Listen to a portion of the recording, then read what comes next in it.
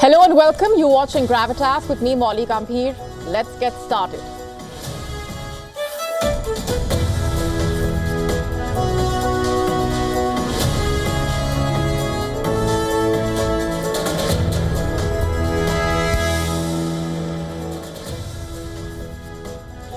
Our top focus tonight on Gravitas. After China claimed that the Dalai Lama successor will need its approval, the Indian government has said only the Dalai Lama himself and the established Tibetan institution have the authority to decide. We also get you an exclusive conversation with the president of the Tibetan government-in-exile.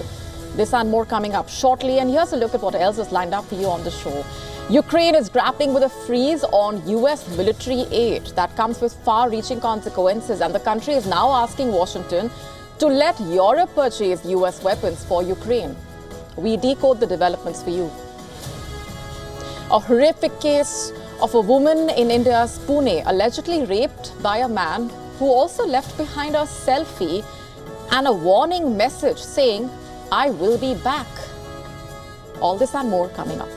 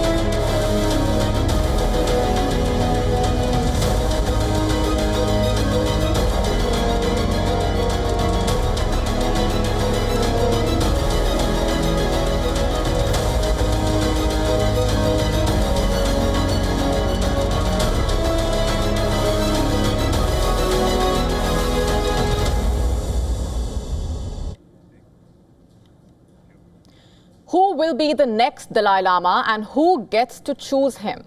These are questions with deep spiritual, political, cultural weight, not just for Tibetans, but for the entire world. And as the Dalai Lama turns 90 this week, he has announced that his reincarnation will be recognized by the Ganden Phodrang Trust, the non-profit he founded. And this directly challenges China, which insists it alone will choose his successor.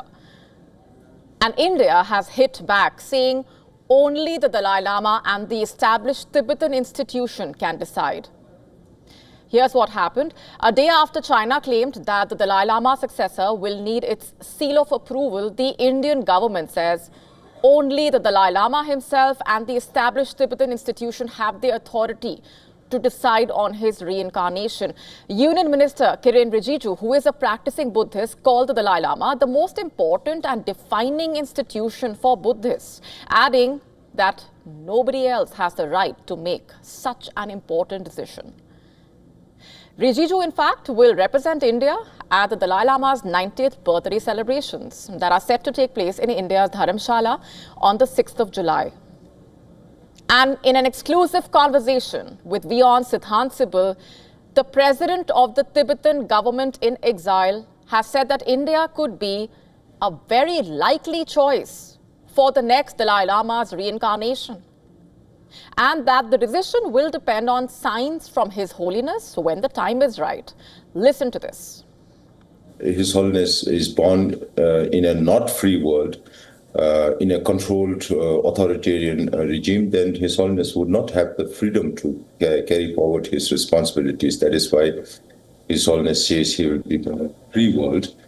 And India obviously is a very likely choice for His Holiness, because there has to be a relation between the parents and the community that His Holiness will born, and there should be a master-student relationship between the family and the community where His Holiness is born. That is why, if His Holiness is reborn in India, which is very likely, and I cannot confirm it because it's for His Holiness to decide, as was mentioned also at the Meet the Press yesterday.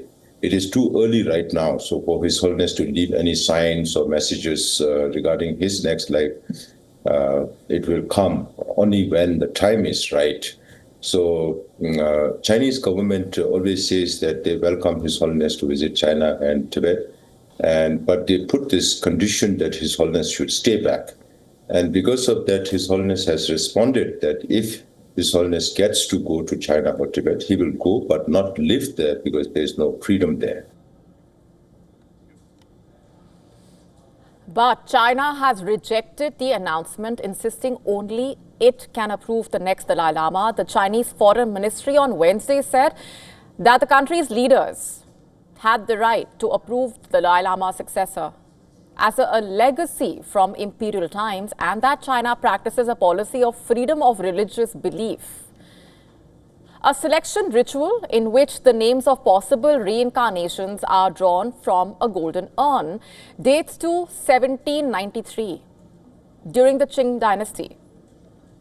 The president of the Tibetan government-in-exile has called China's claim absurd. He says that a government that does not believe in any religion, saying that it will recognize reincarnate lamas, is absurd. He reiterated what experts have been saying. The Chinese government wants to control the Dalai Lama to control Tibet. But the president of the Tibetan government-in-exile has said, and I'm quoting, that will be a lifelong headache for them. And the stakes are high because China has used similar tactics earlier as well. This government says is that when they say it's a break from the tradition, they are talking about the use of golden urn, which was introduced in 1793. I have always been saying there have been 8 Dalai Lamas before the introduction of golden urn, which was mainly to be used as a political tool by the Chinese, and that was hardly or rarely used in the Dalai Lama cases or the Panchen Lama cases following 1793. In the year 1995, the Dalai Lama named 6-year-old Gedun Choike Nema as the 11th Panchen Lama, a crucial spiritual figure in Tibetan Buddhism. But 3 days later, Chinese authorities abducted him and his family. He has not been seen for nearly 30 years now.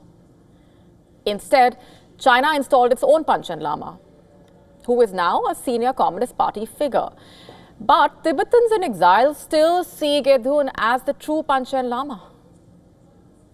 It's very important. I feel his Institute of Dalai Lama is continuous, of course. It's very, very important. So not even for the Tibetan people, it's important for this Mother Earth. So it's very important. It's continuous. He always promised the people of the Tibetans, special for the Tibetans, and inside the Tibet and outside the Tibet, he always promised, I come. If I come in a free country, not in a dictatorship on other countries, he comes in a free country and he continues his 14 Dalai Lama's job left. He can continue what this is. Beijing seized the Dalai Lama, who fled Tibet in 1959 after a failed uprising, as a separatist.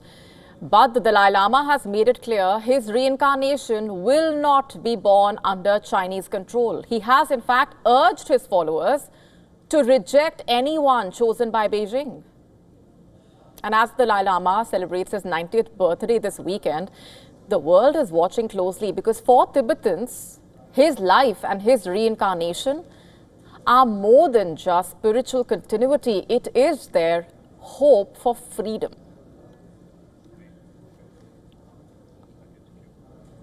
And we're shifting focus for now.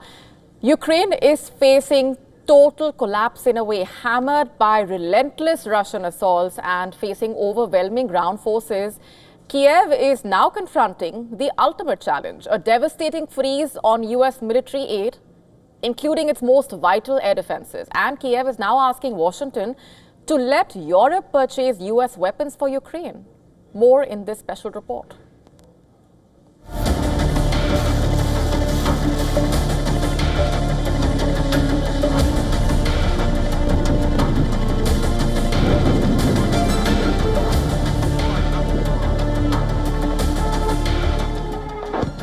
The very foundations of Ukraine's resistance are crumbling under a brutal two-pronged assault. Russian forces, emboldened by a perceived shift in Western resolve, are intensifying their aerial terror campaigns. Radar-evading ballistic missiles, including the dreaded Kinzhals, are smashing into Ukrainian cities with chilling precision, targeting critical infrastructure and civilian areas alike. Luhansk falls after days of punishing bombardment. Sumy and Pokrovsk are under siege, with 111,000 Russian troops massed on one front and another 50,000 poised near the north.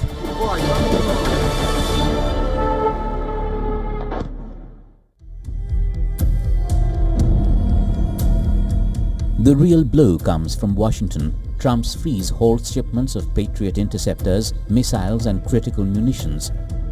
Ukraine's air defense, already stretched to breaking, now faces the prospect of empty launchers and silent batteries. The halt comes amid US concerns that its own stockpiles have declined too much.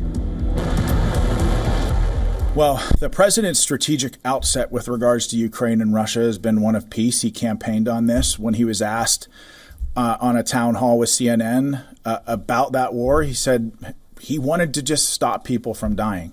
And so peace has been the president's highest aspiration. Moscow, which is steadily gaining ground, claims fewer weapons will end the war sooner. NATO has pressed the panic button. Several European governments are exploring plans to buy American-made weapons from their defense budgets for transfer to Ukraine. The money would count toward a new NATO defense spending number, but there have been no solid commitments yet. But the big question is, will it be too little, too late? Ukraine needs the weapons right now. The Russians know the situation, and in the coming days, the attack is only going to become fiercer. Bureau Report, WION World is One.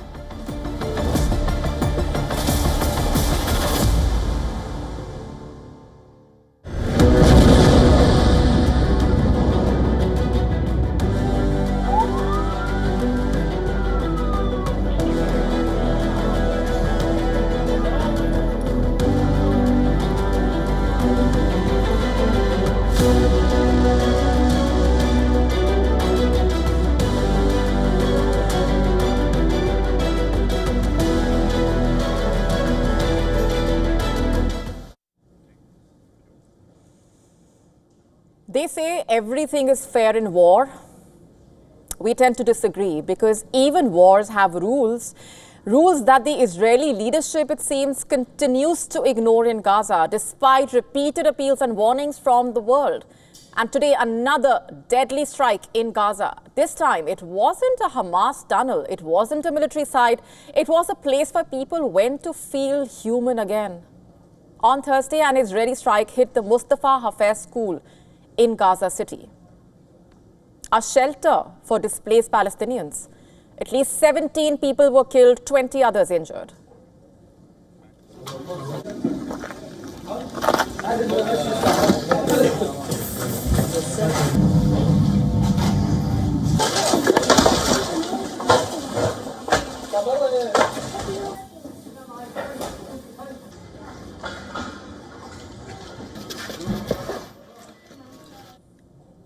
And according to health officials at Al-Shifa Hospital, Palestinians were seen combing through the rubble, searching for belongings amid the debris. The Israeli military had no immediate comment on the reports. Just a day earlier, Palestinians were burying their dead, killed in an Israeli attack on tents in Khan Yunis. Gaza's health ministry says at least 20 people were killed in separate Israeli strikes and gunfire in the north and south. Meanwhile, evacuations continue as the Israeli military claims its operations are aimed at dismantling Hamas's military capabilities, but declines to comment on specific incidents. And all this follows the monstrous bombing on Monday, a strike that flattened a cafe. Again, not a military camp, not a Hamas command center, but a cafe. The Al-Baqa Cafe in western Gaza City was a bustling seafront spot frequented by journalists, artists, families, activists, people clinging on to the last remaining shreds of normal life in a way. On Monday, Israel dropped a US-made Mk-82 general-purpose 500-pound bomb on it. At least 24 people were killed, among them prominent war reporter and filmmaker Ismail Abu Khattab, a 35-year-old housewife and a 4-year-old child. The injured included a 14-year-old boy, a 12-year-old girl. This is no ordinary weapon, by the way. The 500-pound bomb generates a massive blast wave, sending deadly shrapnel across a wide area. And now experts say that this should be investigated as a war crime. They point to the deliberate use of such a large weapon in a crowded cafe. Remember, under international law, the Geneva Convention, attacks causing excessive civilian deaths compared to military advantage are banned, and experts say only targets of very great importance could ever justify the deaths of dozens of civilians. And so the use of such an ammunition on a civilian target is impossible to justify in a way. And as far as Israel is concerned, its military is saying that the strike is under review. They claim that they used aerial surveillance to minimize civilian harm, despite the cafe not being covered by any evacuation warnings. And as for Gaza's war-weary residents, Al-Baqa Cafe was a rare escape. It had survived more than 20 months of bombings. No food but a cup of tea, internet access, and a glimpse of the sea. A place to remember life before war. It was a safe haven for Gaza's educated youth, journalists, doctors, engineers, people just seeking dignity in a place where war has become the only constant. And the strike comes as Hamas says it is studying what the US President Donald Trump called a final ceasefire proposal. Trump claims that Israel agreed to conditions for a 60-day ceasefire, but Israel's Prime Minister Benjamin Netanyahu insists that Hamas will be eliminated. Remember, this war started when Hamas stormed into Israel on October 7 in the year 2023, killing 1,200 people, taking 251 hostages, and since then, Israel's assault on Gaza has killed over 56,000 Palestinians, displaced nearly all of Gaza's 2.3 million people, and created a human catastrophe. And this begs the question, in modern warfare, who really is safe? And when rules of war are broken with such ease, it seems, what really remains of humanity itself?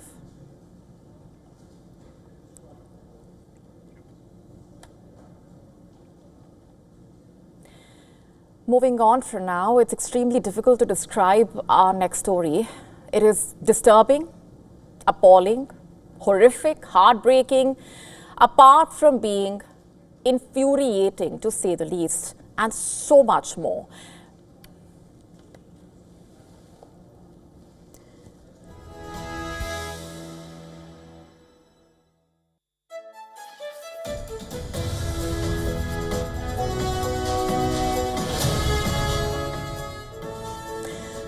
And before we proceed, viewer discretion is advised. The story comes from Pune in India, where a woman was allegedly raped. She was alone in the house. This happened on the evening on July 2nd in a high-end society in Pune city. When the man came to the woman's house, the woman told the security guard she wasn't expecting any courier. The accused allegedly said he wanted to take a signature. And here's what happened next.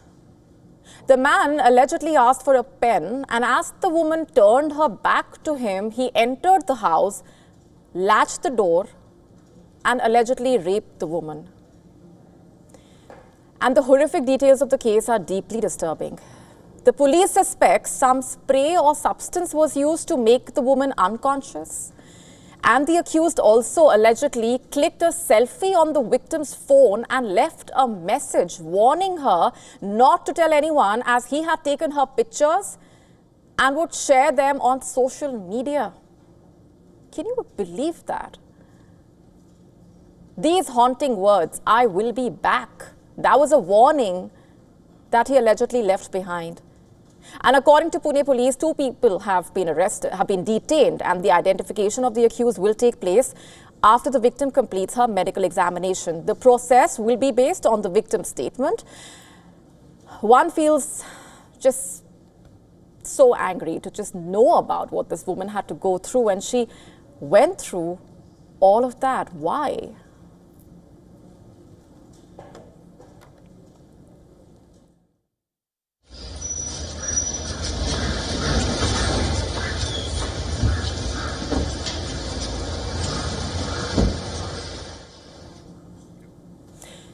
Why should any woman have to go through this monstrosity? What this woman had to go through is so distressing to even talk about. The monstrosity is unfathomable, and once again we are unfortunately reminded of this ugly reality that women are not safe anywhere, not at their home, not at their workplace, not on the streets, nowhere it seems. It's a nightmare playing on loop. And here's a look at what else is lined up for you on the show tonight. The Pentagon is over-reliant on Chinese suppliers. A report warns leaving the United States dangerously exposed. We tell you more about what has been said and get you the larger implications.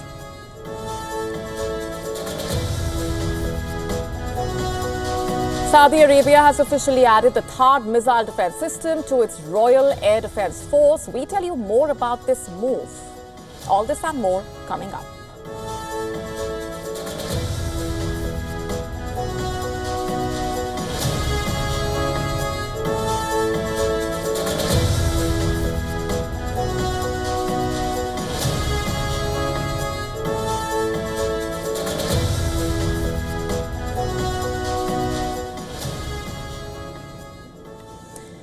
The Pentagon is over-reliant on Chinese suppliers. That dependence, a report warns, leave the United States dangerously exposed. The report by a US-based data analytics firm reveals that Chinese suppliers make up more than 9% of Tier 1 contractors for US defense programs. And these are not any low-level components. These are critical sectors like nuclear, ground missile defense, space, aviation, maritime, missiles, munitions, among others. The firm's 2025 National Security Scorecard further highlighting that while China has spent the past 30 years modernizing its military and Russia has ramped up wartime production, the US defense industrial base continues to lag and lacks flexibility, coordination, and also speed. Further pointing out that the link between what's needed on the battlefield and what America's defense industry can deliver are far apart. In fact, if US troops run short on weapons or spare parts, there is no fast or efficient way to actually get production moving. Many US weapon systems rely on parts and minerals that come from foreign countries, especially China. In the missile defense sector, Chinese firms account for over 11% of suppliers, while in the nuclear sector, the number is around 8%. But China still tops the list of foreign suppliers. In fact, the report found that Chinese suppliers to the US nuclear sector have jumped by nearly 46% in just 1 year. The report also highlighting America's dependence on critical minerals from China. Around 80,000 weapon parts in the US reportedly are made using minerals like germanium, tungsten, tellurium, and China dominates the global production of all 5 critical minerals. And after Beijing recently imposed export restrictions on some of these minerals, the report states that the risk to US defense readiness only grew, and with China in control of the supply of such critical minerals, as much as 78% of America's defense systems reportedly felt the impact of these curbs, and the US seems to be cognizant of its military issues. In fact, US President Donald Trump is reportedly aiming to invest billions of dollars to revitalize American shipbuilding as a deterrent to China's rapidly expanding naval fleet and commercial shipbuilding industry, especially in the Indo-Pacific, as well as to reinforce US maritime dominance amid growing fears of a war breaking out around Taiwan. And whether such investments can actually turn the tide for America's military remains to be seen. But one thing is certain, the US could fall well behind its adversaries, if it hasn't already.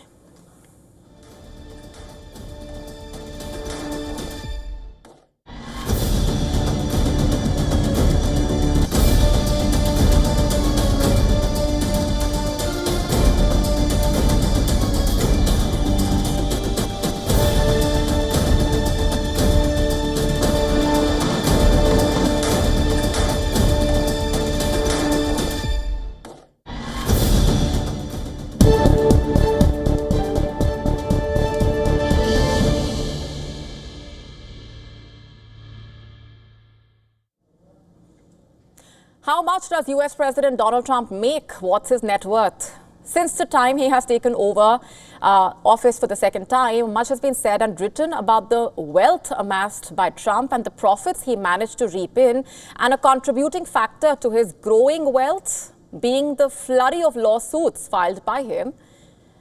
In fact, the reason why we're saying that is because in the very latest, CBS parent company Paramount agreed to settle a lawsuit filed by Trump over an interview with former Vice President Kamala Harris that the network aired in October last year. Paramount saying it would pay $16 million to settle the lawsuit, with a chunk of the money allocated to Trump's future presidential library. And this was after Trump had sued CBS in October last 2024 and filed a $10 billion lawsuit alleging that the network deceptively edited an interview that aired on its 60 Minutes news program with Harris to tip the scales in favor of the Democratic Party in the US presidential election. Paramount's payout is being dubbed the latest concession by a media company to a president over what he describes as false or misleading coverage. However, it did not stop at that. In an amended complaint filed in February, Trump bumped his claim for damages to $20 billion. You're in litigation with CBS News. Is this a case that you'd like to see go to trial, or are you open to CBS, that 60 Minutes? CBS? Yes. Well, CBS did something that was amazing. Kamala was unable to answer a question properly. And they took the question that they asked and they inserted an answer. They gave her an answer. This was 2 days before the election, right before the Sunday night before the election. And they wrote out they put her words from another question that was asked about a half an hour later. And in a now released statement, CBS cleared that the settlement does not include a statement of apology or regret of any kind. So what prompted CBS to settle the lawsuit in the first place? Reports suggesting that the settlement comes as Paramount needs approval from the US Federal Communications Commission for its high-stakes $8.4 billion merger with Skydance Media. And this has also brought into question the viability of the First Amendment and the freedom of press in America, something which continues to be on Donald Trump's radar. However, it's hardly the first time that Trump has made money out of his hefty lawsuits. In recent years, in fact, Trump reportedly extracted millions from notable media institutions. Back in December, Australian broadcaster ABC News, owned by Disney, agreed to pay the same sum of $16 million to settle a defamation case filed by Trump against the network and one of its anchors. Not just that, Zuckerberg-owned Meta paid $25 million over Trump's Facebook ban over the company's suspension of his accounts after the January 6, 2021 attack at the U.S. Capitol. Apart from that, Trump still has pending suits against Des Moines Register newspaper and even the Pulitzer Prize Committee. But there is another side to the story as well. The amount of Trump's own debt, the biggest of which reportedly stemming from legal judgments against him. According to the New York Times, lawsuit judgments worth $540 million plus interest hang over him as liabilities.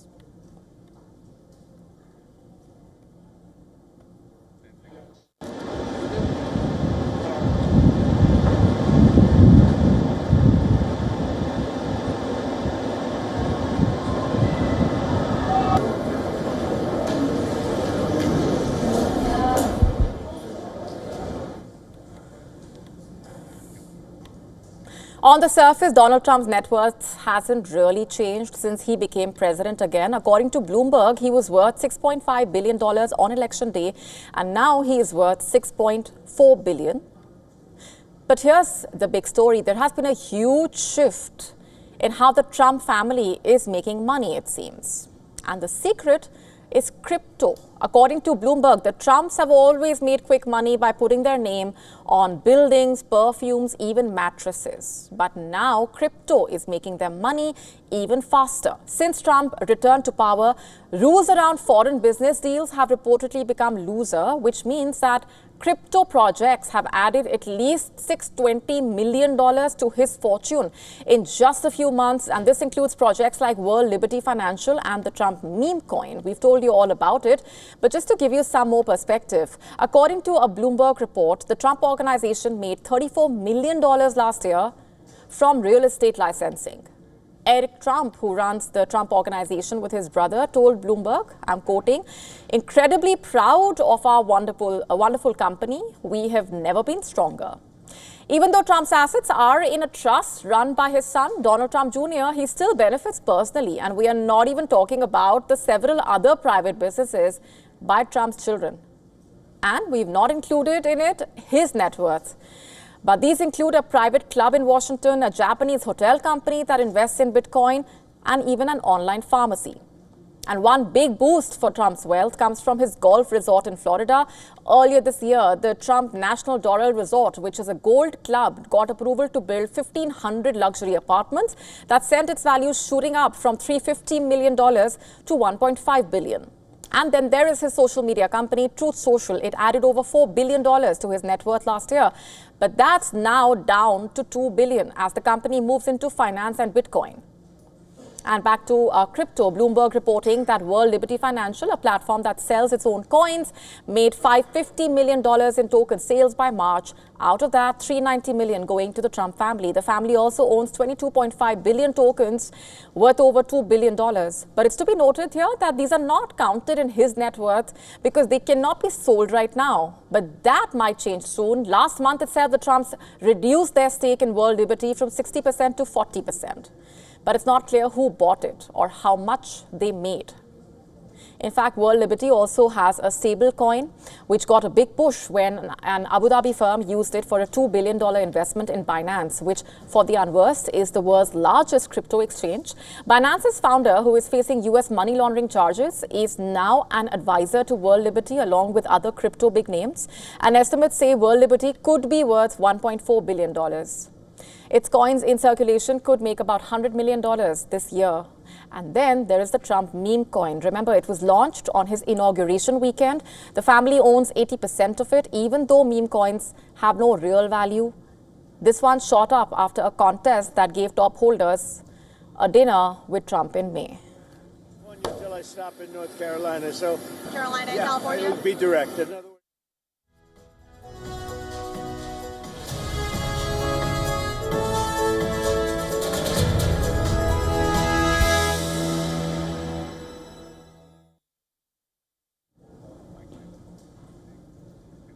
The meme coin is worth about $150 million now, and another 800 million coins worth over $7 billion will start becoming available later this month. Eric Trump has also said that World Liberty plans to buy a big chunk of the Trump meme coin. And finally, American Bitcoin, a company linked to Trump, is also reportedly planning to go public. It's merging with another crypto company and is valued at over $3 billion.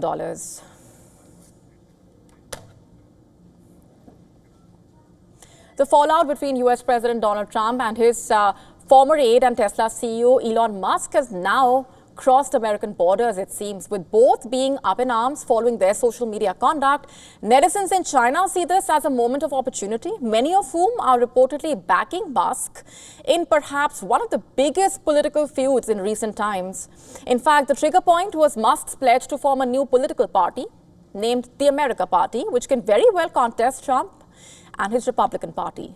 And on Wednesday, hours after Trump's so-called Big Beautiful Bill, previously critiqued by Musk, passed the US Senate, the hashtag Musk wants to build an America Party went viral on Weibo, which is a Chinese social media platform similar to Musk's platform X, where the hashtag received over 37 million views. Not just that, Musk had also vowed to unseat all those lawmakers who backed Trump's bill, which is expected to increase America's national debt by $3.3 trillion. And this has gained significant traction on the Chinese social media site, with several users openly supporting Musk should he end up forming his party.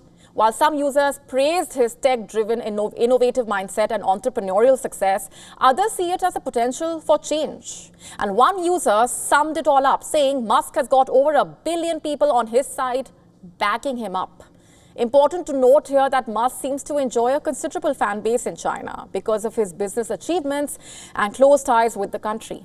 In fact, Musk's automobile brand, Tesla, is the only major Western car maker that competes with domestic brands in China.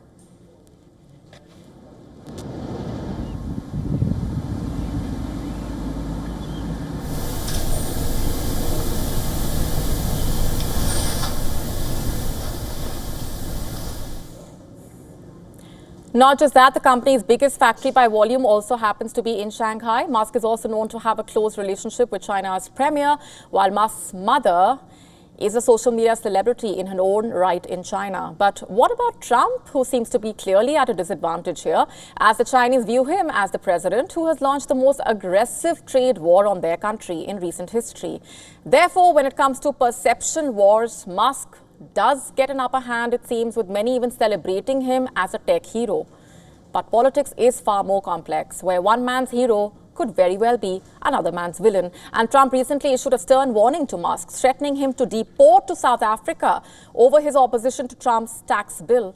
Additionally, Trump proposed that Doge examine the federal subsidies awarded to Musk's companies as a potential cost-saving measure. Defending Trump's budget bill, U.S. Treasury Secretary also told Musk to stick to rockets after the Tesla CEO criticized the ambitious bill. As I said earlier this morning, I think if Elon sticks to rockets, I'll stick to finance. And I am confident that this bill is going to pay down the debt. And there were 50 senators who weren't threatened by his words. And Vice President Vance stepped in. They broke the tie in the Senate, and now we're moving into the House. And President Trump has shown incredible leadership on this, and in conjunction with Leader Thune, Speaker Johnson, I think that they're going to hold the majorities together and push this forward. Tesla shares in the U.S. also seem to be on the downside slide, indicating an overall decline in Musk's popularity. Where does it go from here is a big question.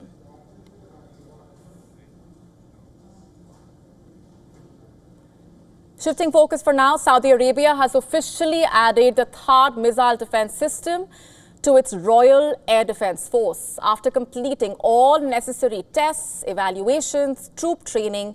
The addition of THAAD reportedly is part of Saudi Arabia's wider push to strengthen its air defense and build a more self-reliant military. The THAAD, or Terminal High Altitude Area Defense, relies on radar and interceptor missiles to shoot down incoming ballistic missiles. It can target threats with ranges up to 200 kilometers.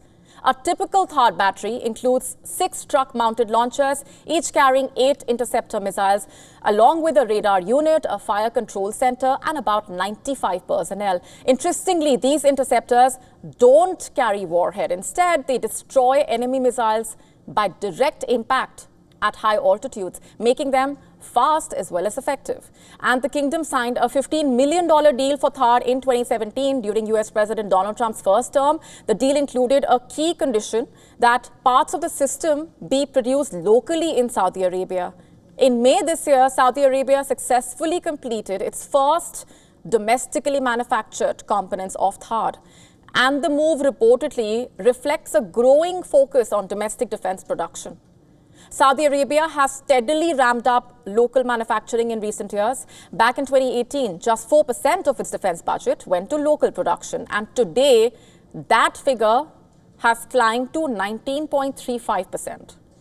And Saudi Arabia aims to localize 50% of its military spending by 2030.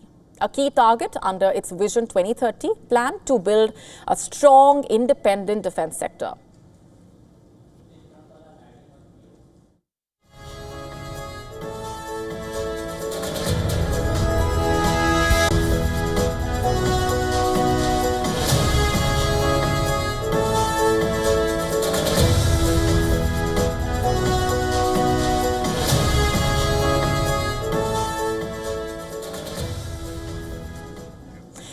Shifting focus for now, Harvard University may be heading into serious financial trouble. Reports suggesting the institution could lose up to $1 billion every year if US President Donald Trump carries out proposed penalties and follows through on proposed cuts and penalties targeting elite universities. A Wall Street Journal report saying Trump wants to raise taxes on large university endowments from the current 1.4% to a steep 8%. And the US president is also considering removing Harvard's tax-exempt status altogether. If these changes go through, Harvard could lose federal grants, student financial aid, even its ability to admit international students, bringing about a major blow to its $6.4 billion annual operating budget. In fact, tensions between Harvard and the Trump administration have been on the rise. We've been telling you about this over issues ranging from free speech, diversity policies, anti-Semitism. The Trump administration has reportedly cut $700 million in annual research grants, hitting Harvard's key programs, including cancer and pediatric HIV research. On top of that, US federal investigators accuse Harvard of violating civil rights protections for Jewish and Israeli students, further increasing tensions between the Trump administration and Harvard. In response, Harvard has reportedly started cutting costs. The university has frozen hiring and cut departmental budgets. The Kennedy School has already started laying off staff despite a $53 billion endowment. Most of the endowment is reportedly designated for specific purposes like medical research, scholarships, while some are simply logged in long-term investments, reportedly making it difficult for the university to use it in a crisis. And to deal with the growing cash crunch, the Harvard president launched an emergency fundraising push, including a new presidential priorities fund aimed at covering financial gaps and protecting Harvard's top-tier research. Legal experts warn that even if Harvard fights back in court and wins, the broader threat to its federal funding and to the future of major American universities remains.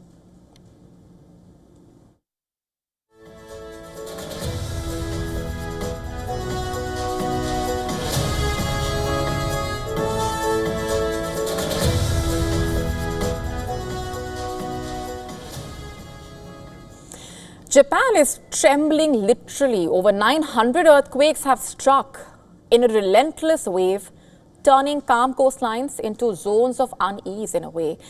Now, eyes are logged on 5th July. That's a date wrapped in dread, folklore, and a chilling prophecy. What's coming may not be just another earthquake. It may be the one. Take a look. The earth is rumbling beneath Japan, and it's not stopping. In the past 2 weeks alone, over 900 earthquakes have rattled on a remote island, is unleashing a storm of seismic fury that feels less like nature and more like a warning. The ground won't rest, and neither will the fear.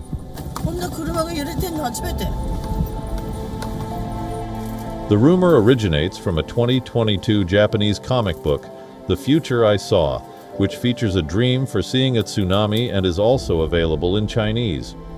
The popular manga artist, known for eerily accurate past predictions, forewarned of a catastrophic disaster striking Japan in early July, specifically pinpointing July 5th. The fears of a megaquake have led to flight cancellations and reductions in service, affecting tourism. Experts are repeatedly asserting that these are just rumors. There are 3 conditions for earthquake predictions: timing, location, or its magnitude. With today's scientific technology, we cannot predict an earthquake.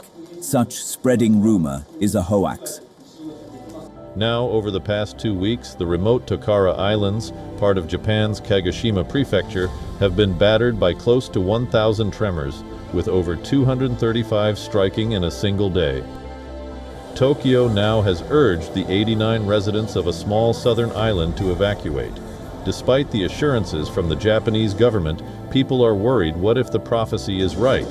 What if these tremors are the prelude, the foreshocks to something unspeakable? Japan lies on the Pacific Ring of Fire, a geological crucible where colossal tectonic plates collide. This makes it one of the most seismically active regions on Earth, prone to devastating earthquakes and the subsequent terrifying tsunamis, one of humanity's deepest primal fears. Bureau Report, WION World is one.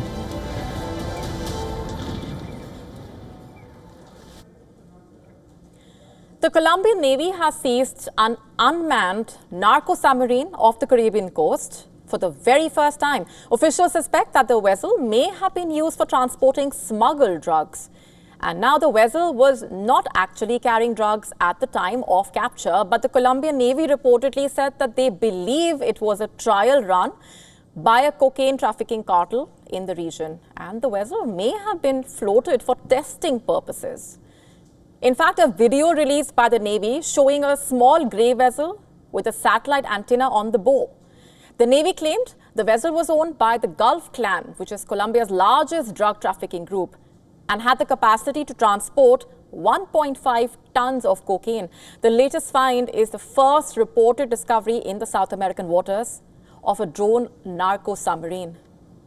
And this, by the way, is just one of many instances of narco subs, as manned submarines such as this have been used for decades to ferry cocaine north from Colombia to Central America or Mexico. In recent years, they have been sailing much further, crossing the Atlantic and Pacific Oceans. And what's more, these vessels are built in clandestine jungle shipyards of Colombia, known to be the world's biggest cocaine producers. According to the Colombian Navy, the captured narco submarine was also equipped with an antenna of Elon Musk-owned Starlink, thus raising suspicion regarding the billionaire's alleged connect to the unmanned vessel and its operations. This, however, is not the first time a Starlink antenna has been used at sea by suspected drug traffickers. Reports suggest back in November, Indian police seized a giant consignment of meth worth $4.25 billion in a vessel powered remotely by Starlink near the Andaman and Nicobar Islands.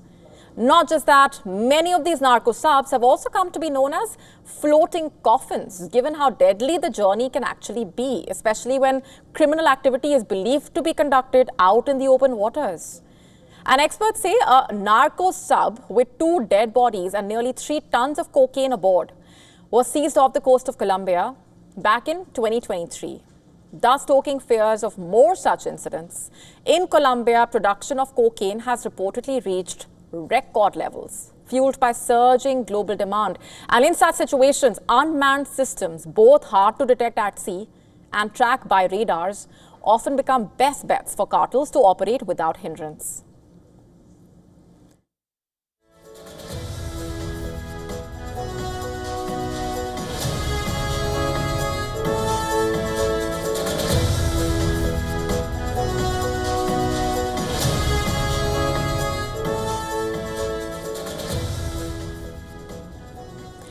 An ancient man is revealing the secrets of Egypt, the country where the history is full of mysteries.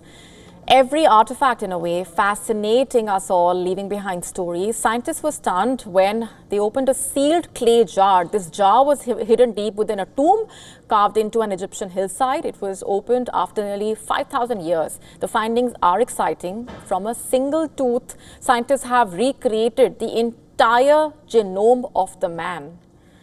And this ancient man has revealed a genetic link between the cultures of ancient Egypt and Mesopotamia. In fact, the story begins 20 years ago. A tomb system was excavated at Nurayat.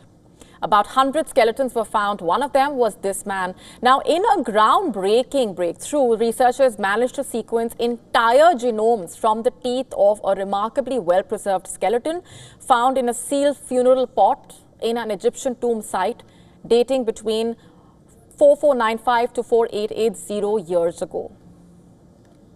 Fascinating because it allows us to take a big step into the ancient DNA record of Egypt. And one of the things we're trying to reconstruct is this individual's ancestry, to which other individuals that lived old before his time can he trace his ancestry going backwards. And we found that he has broadly Middle Eastern or North African ancestry. Shielded from Egypt's blistering heat by the ceramic vessel and a rock-cut chamber, the bones stayed astonishingly intact. The man was roughly 60 and probably a potter. Yet his resting place was a high-status grave dating to the dawn of pyramid building. And researchers at London's Francis Crick Institute coaxed ancient DNA fragments into a readable genome, an achievement long thought impossible in Egypt's climate. And what they found redraws the map of early civilization. 4/5 of the genome matches North African ancestry around Egypt. The remaining fifth points east, homeland of the city-states, born where hinting the man spent years hunched over a wheel, an invention that spread into Egypt from the era around the same time. And his elite burial suggesting exceptional skill or patronage, adding a human twist to Old Kingdom society. As the Great Pyramids were rising, published in Nature, the single genome opens a door researchers once thought closed. Teams are now probing museum collections for similarly sheltered remains, hoping to build a fuller genetic record of the civilization that lit the ancient world.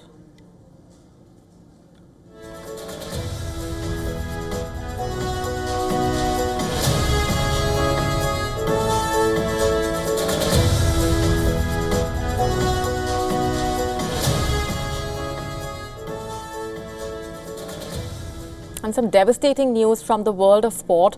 Liverpool and Portugal footballer Diogo Jota has died at the age of 28 along with his brother in a car crash in northwestern Spain. Spanish authorities said a vehicle swerved off a motorway in the northwestern province of Zamora, confirming the deaths of Jota and his brother. Authorities saying the car caught fire and spread to other parts of the area. Reports suggest that the vehicle left the road due to a tire blowout while overtaking another vehicle and then caught fire. Jota's brother, who was 26, was also a professional footballer and played in the Portuguese second division. Jota got married just last month to his long-term partner, Ruth Cardoso, with whom he has 3 children. He recently posted pictures on social media of the ceremony, which took place on the 22nd of June. Portugal Prime Minister paid tribute to Jota, writing the news of the death of Diogo Jota, an athlete who greatly honored Portugal's name. And his brother is unexpected and tragic. UK Prime Minister also reacted to Jota's death. Let me start with Jota, because this is devastating news, and I'm sure I speak for everyone in saying our first thoughts are going to be with his family and his friends in particular. But there are millions of Liverpool fans, but also football fans, non-fans, who will also be shocked by this. I think Liverpool Football Club have just put a statement out, as I understand it, but it is devastating. The Portuguese Football Federation called Jota not just an outstanding player but also an extraordinary person. The federation requested UEFA to hold a minute of silence before Portugal's match against Spain at the Women's Euros later today, and that request has been accepted. Jota's compatriot Cristiano Ronaldo also reacted. He said, and I'm quoting, "It doesn't make sense. Just now we were together in the national team. Just now you had gotten married to your family, your wife, your children. I send my condolences and wish them all the strength in the world. I know you will be always with them." Several Liverpool fans paid tributes to Jota outside the club's home stadium of Anfield by leaving behind flowers. The UK Deputy PM was among those to pay tribute.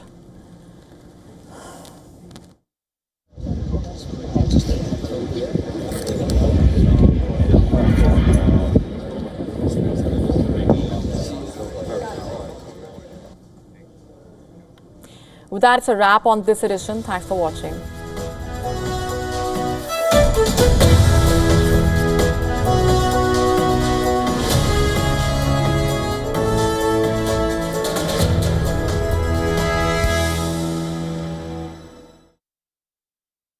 WION, India's global voice, the channel that brings you the biggest stories from across the world through India's lens.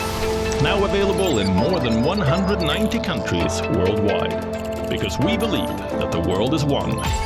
Watch us in Africa, Europe, USA and Canada, South America, Asia Pacific, Middle East and North African regions.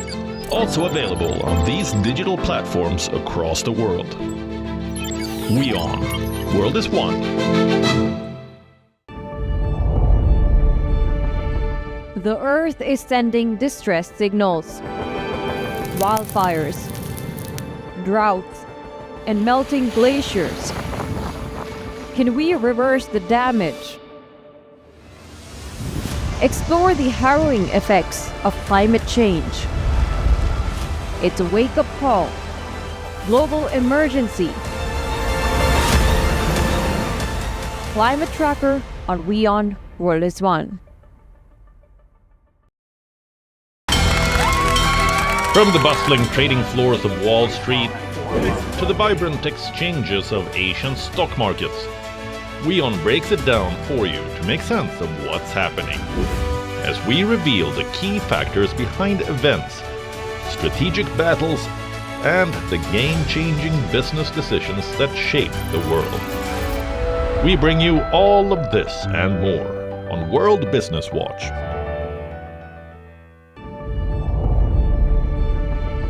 The Earth is sending distress signals. Wildfires, droughts, and melting glaciers. Can we reverse the damage? Explore the harrowing effects of climate change. It's a wake-up call. Global emergency. Climate Tracker on WION World is One. To bring the benefits of the Subhash Chandra Show to your educational institution, teachers and students, send an invitation to Juhi Jha at juhi@such.org.in. WION, India's global voice, the channel that brings you the biggest stories from across the world through India's lens. Now available in more than 190 countries worldwide. Because we believe that the world is one. Watch us in Africa, Europe, USA and Canada, South America, Asia Pacific, Middle East and North African regions. Also available on these digital platforms across the world. WION, world is one. From the bustling trading floors of Wall Street to the vibrant exchanges of Asian stock markets, WION breaks it down for you to make sense of what's happening. As we reveal the key factors behind events,